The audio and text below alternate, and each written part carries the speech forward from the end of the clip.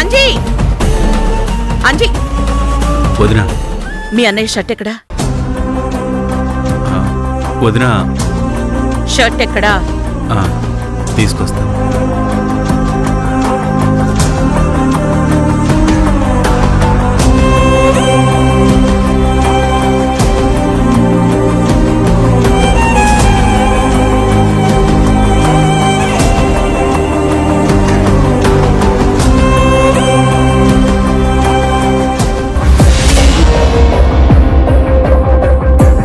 అసలు ఏం జరిగింది?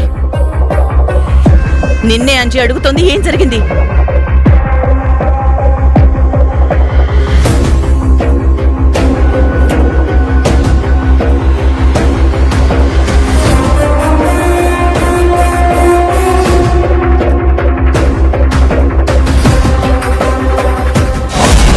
వదినా వదినా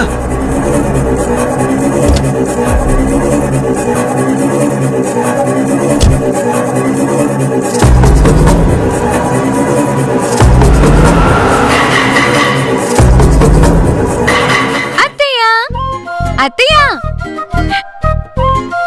అత్తయ్య మీరింకేం టెన్షన్ పడక్కర్లేదు, మీ ఆయన వచ్చేసాడు.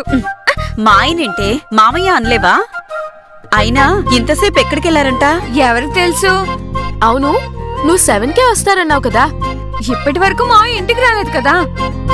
ఆయన రాకపోతే ఆయన ఇంట్లో లేడని అత్తే టెన్షన్ పడుతుంది కదా. ఆవిడ టెన్షన్ పడితే ఆవిడ టెన్షన్ లో ఉందంటే ఇంట్లో వాళ్ళందరూ ఊపిరి తీసుకోవడానికి కూడా ఉండదు. అవును, ఎందుకు ఆవిడకి అందరూ అంతలా భయపడతారు? ఆవిడ సంగతి నీకు పూర్తిగా తెలియదమ్మా.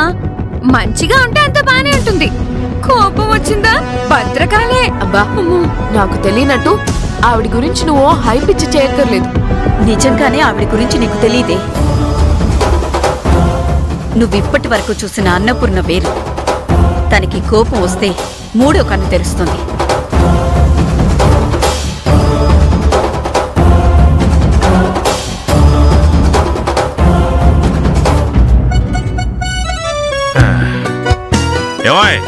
ఏమండారు?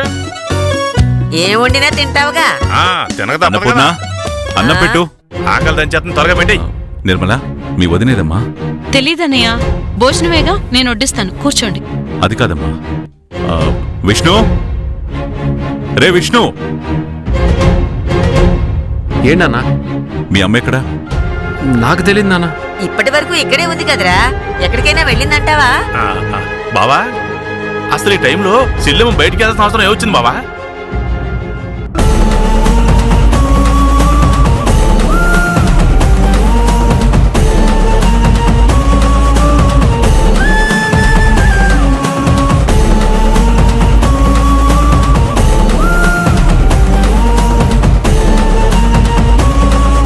వ్యానేమైంది? రే అంజీ, అంజీ, అన్నయ్య, నువ్వు ఇక్కడే ఉన్నావు, మరి వ్యానేదిరా? రే చెప్పరా. అన్నయ్య, అది మీ వదిన ఎక్కడ్రా? రే చెప్పరా, మాట్లాడవేంట్రా? నిన్నేమైనా అడిగిందా మీ వదిన? నువ్వేమైనా చెప్పావా? అన్నయ్య, వదిన కోపాడేసరికి తప్పక జరిగిందంతా చెప్పేశాను అన్నయ్య. వెంటనే కోపంతో వ్యాన్ తీసుకుని వెళ్ళిపోయింది. బుద్ధి లేదారా నీకు? తన గురించి తెలుసు కదా, ఎవరు చెప్పమన్నారా నిన్ను? ఇంకా చూస్తూ నిలబడ్డావే, పడితే. అలాగనే ఏం జరుగుతుందో ఏంటో. త్వరగా